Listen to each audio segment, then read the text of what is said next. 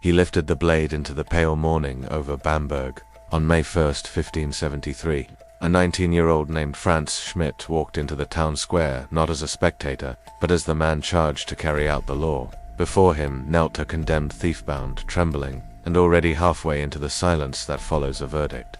When Schmidt raised the sword for the first time, he felt more than metal in his hands. He felt the weight of his family's fate, the statutes of an empire, and the long shadow of a profession that society needed yet would not embrace. With a single measured stroke, he began a career that would end 394 lives and define his own. Frantz was not born a butcher of men, he was born an inheritance. His father, Heinrich Schmidt, had been a woodcutter until the Margrave of Brandenburg-Ansbach conscripted him into the office of executioner, order impossible to decline.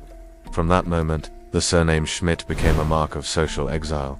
In the Holy Roman Empire, executioners were essential and untouchable at once. Hired by councils, shunned by neighbors, their children were often barred from guilds, from pulpits, from respectable crafts. The role placed bread on the table and a wall around the house. Frantz's response to that wall was not flight, but resolve. Under his father's instruction in the town of Hof, he learned the discipline of the trade, how to make punishment swift, how to keep ceremony orderly, how to ensure the law spoke clearly through action. Yet it was in Bamberg, a rising administrative center in Franconia, where he first stepped from practice into history. He later recorded the moment in the precise hand that would preserve his life's work. On the first day of May, 1573, I took up the sword for the first time at Bamberg. It reads like a ledger line, but it marks a threshold, a young man receiving the empire's charge. What happened that day was not spectacle for its own sake.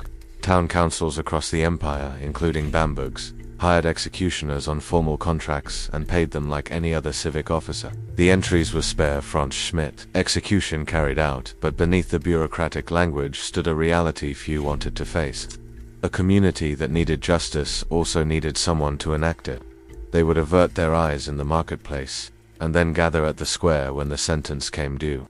From the start, Schmidt aimed at something almost no executioner dared hope for: legitimacy. Over the next 2 decades, he became one of the most sought-after professionals in the empire. He did not merely perform sentences, he systematized them. Punctual, sober, exacting, he turned a stigmatized craft into a visible arm of urban governance.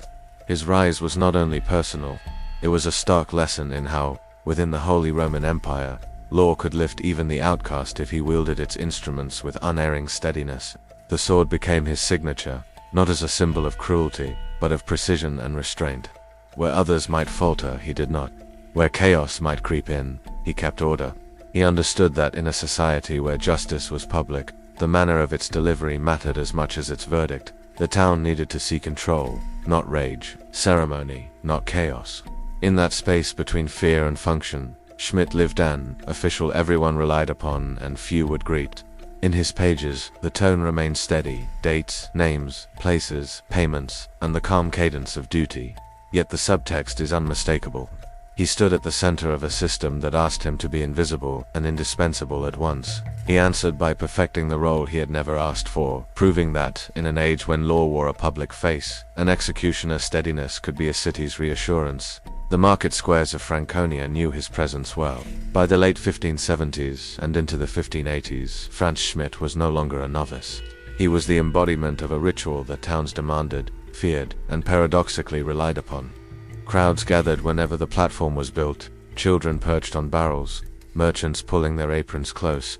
The condemned would kneel, often pale but still, and the silence that followed was broken by a single, flawless stroke. Schmidt's work was not dramatic, it was deliberate, and that was precisely why communities trusted him. Between 1573 and 1617, Schmidt recorded the execution of 394 people. But each entry in his diary reveals not chaos, but method. Every death was inscribed in the framework of imperial law, shaped by local customs, bound within a choreography of justice. For municipal councils, Schmidt was not a figure of cruelty. He was a civil servant, a necessary guardian of order. The public square was his courtroom, the blade his verdict. On July 15, 1589, for instance, he wrote with brevity, "I beheaded Andreas Rascher with the sword. He had murdered a man on the road to Wurzburg." The words are stark, but they reveal his professionalism. Execution by the sword was considered an honorable form of punishment. often reserved for male offenders of higher social status. Unlike the rope or the wheel, the blade allowed the condemned to meet their end with a certain dignity. Yet dignity demanded precision. A single mistake could turn ritual into disaster, leaving the victim writhing and the crowd horrified. Schmidt did not miss. His reputation rested on mastery, and by all accounts, his hand never failed. Other sentences were less merciful. On April 3, 1587, Schmidt presided over the punishment of a serial killer, a crime deemed too severe for the sword alone. Here the law called for the wheeler punishment, designed not only to end life but to extend suffering. Limbs were struck and broken one by one, the body pinned against spokes. The agony. Schmidt's account of the event is brief, clinical even, but its implications are chilling. These were not punishments of expedience, they were messages, carefully staged to remind all who watched of the consequences of transgression. Punishments also reflected societal expectations of gender. In one case, Schmidt carried out the sentence of saxtos, or death by drowning in a sack, against a woman condemned for infanticide. This ancient Germanic penalty involved sewing the woman into a weighted sack, sometimes with animals placed inside, and consigning her to the water. Such judgments were less about crime alone and more about symbolic purification, an attempt to cleanse the community of what was seen as an intolerable moral offense. For Schmidt, it was another line in his ledger. For the community, it was ritual absolution. Even fire lay within his duties. Those convicted of heresy, witchcraft, or the use of poison faced execution by burning to the authorities. Flames did more than destroy. They purified. The crowd stood in heavy silence as smoke curled upward, the condemned transformed into an emblem of transgression erased. Once more, Schmidt's role was not sadism, but solemn function. He kept order. He made certain the process carried through without chaos or cruelty beyond what the law decreed. His precision was not for mercy's sake, it was for the state's. Through these decades, Frantz Schmidt became more than an executioner.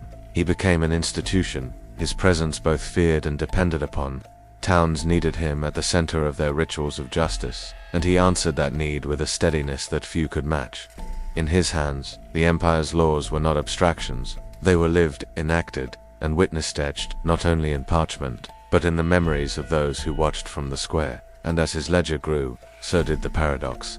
He was reviled as untouchable, yet trusted above all to deliver law's most final sentence. He was marked by dishonor, yet his very perfection lent dignity to justice itself. In a world where the law was ceremony and ceremony required a figure, Schmidt became both the hand of the state and its most reluctant symbol. By the turn of the 17th century, Frantz Schmidt's career had spanned decades. He had stood on countless scaffolds, in markets and courtyards from Bamberg to Nuremberg, and delivered sentences with the precision that defined his reputation. Yet what makes his story extraordinary is not simply the number of executions, but the strange dignity he managed to carve from a profession defined by dishonor. Executioners in the Holy Roman Empire lived under a paradox. They were officers of the law, vital to its functioning, yet they were treated as social outcasts. They carried out justice, but bore its stigma. Neighbors shunned them, guilds refused them, and even their children inherited suspicion. For most it was a life lived at the edge of society, their work acknowledged only in whispers and in ledgers. Schmidt refused that destiny. He did not run from his role. He embraced it and transformed it into a position of solemn authority. Every execution he conducted was carefully recorded in his diary, not in the language of cruelty, but in the tone of duty. His writings show no indulgence in pain, no triumph in another's end. Instead, they reflect a man who saw himself as the hand of order, an extension of the law rather than a figure of vengeance. Where others might have faltered, Schmidt ensured that the act was swift, precise, and as free of chaos as possible. This was not kindness, it was discipline to him. Imperfection in his task would have been both a failure of his profession and an insult to the authority of the empire. In one entry, he described the execution of a thief with the same brevity he used to note the punishment of a murderer. In another, he chronicled the sentence of burning for heresy, observing not the flames themselves, but the law that had decreed them. Such restraint gave his records a chilling clarity. They revealed the way justice was staged in the Holy Roman Empire, not as a hidden process, but as a public ritual. People came not merely to witness punishment, but to see the law embodied in human form. Schmidt became that embodiment. His dark attire, his calm demeanor, and his flawless technique turned executions into ceremonies that reinforced civic order. To the council, he was a civil servant. To the people, he was both a reminder and a warning, and to himself, he was a man attempting to redeem a family name bound to dishonor. What is striking about Schmidt's legacy is how he sought legitimacy in a role designed to deny it. Many executioners were remembered only for the terror they inspired. Schmidt ensured he would be remembered for precision and for duty. Over time, he became one of the most respected officials in Nuremberg, not because people liked him, but because they trusted him to perform the hardest task with unwavering discipline. His work tells us much about the society he served. The empire needed visible justice. It needed order written, not just in laws, but in actions witnessed by all. And so it relied on men like Schmidt, both reviled and essential, to make the state's authority visible. His story illustrates a larger truth. In an age when justice was spectacle, the executioner stood not at the margins of society, but at its very center. Yet even as he carried out his duties, Schmidt looked beyond the scaffold. His life was not only about death. Quietly, he nurtured a different ambition, one that would eventually redefine his legacy and prove that even a man marked by blood could one day be remembered with honor. In the final years of his career, the figure who had once been shunned for his profession began to shift in the public eye. Frantz Schmidt was not content to remain only the hand of death. With every execution carried out, he had also studied the human body, its strengths, its weaknesses, its limits. Decades of handling the condemned had given him knowledge of anatomy few outside physicians possessed. Where others saw only cruelty in his role, Schmidt quietly prepared for a transformation. By 1617, after 44 years of service and 394 executions, Schmidt laid down the sword. He did not vanish into obscurity, nor did he retreat into silence. Instead, he declared a new vocation: healing. Drawing on the anatomical expertise gained in his long years of duty, he began to practice as a healer in Nuremberg. He treated wounds, set broken bones, and prescribed herbal remedies. Those who once recoiled from his presence now came seeking his help.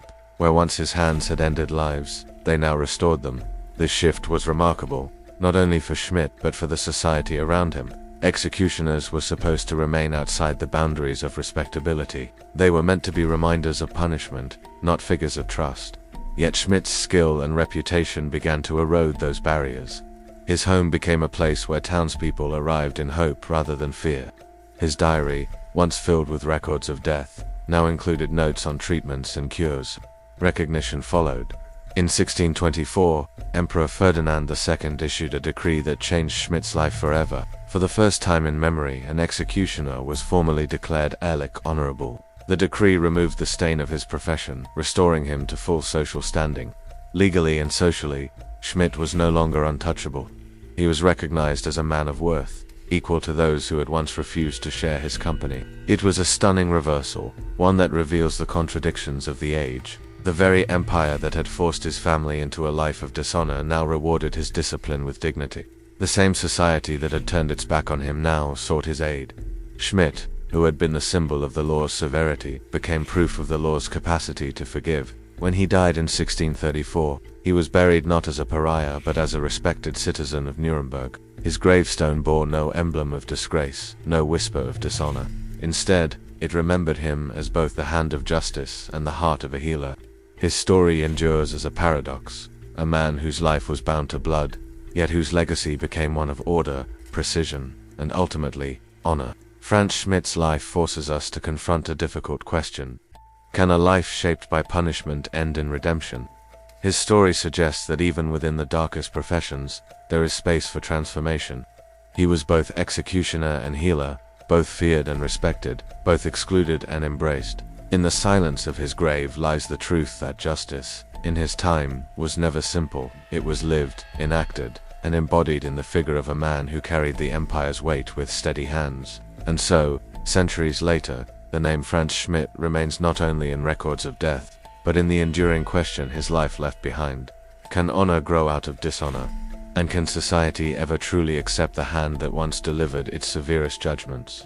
The grave of Frantz Schmidt in Nuremberg stands as a quiet reminder that history does not always follow a straight line of shame or redemption. Where most executioners were remembered only as shadows, Schmidt left behind a written record that elevated him above silence. His meticulous diary, preserved to this day, catalogued not just names and sentences, but the very rhythm of justice and the Holy Roman Empire. Each entry, precise and restrained, reads less like the words of a brute and more like those of a civil servant, a man who saw himself as an extension of the law rather than a monster outside it. In many ways, this diary is his true legacy.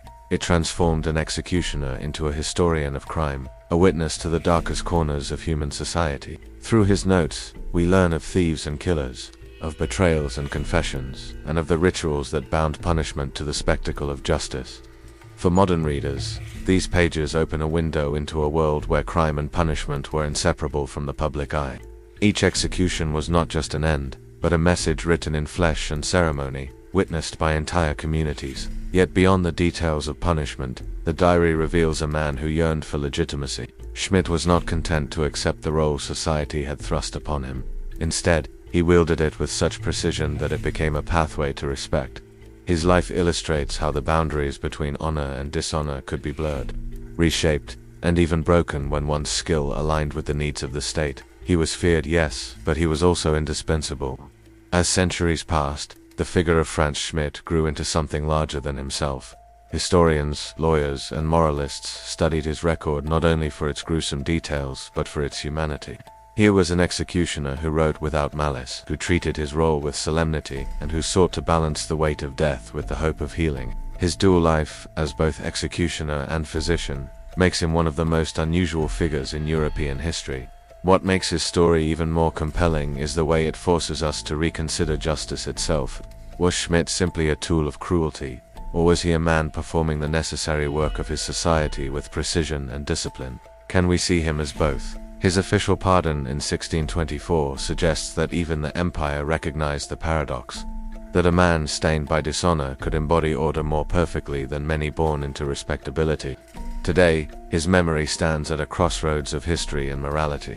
On one hand, he is the image of state power made flesh, the hand that struck at the empire's command. On the other, he is the figure who broke through the boundaries of dishonor, who sought not only to execute but to heal. In him, the contradictions of justice and humanity converge. Frantz Schmidt's life compels us to ask uncomfortable questions.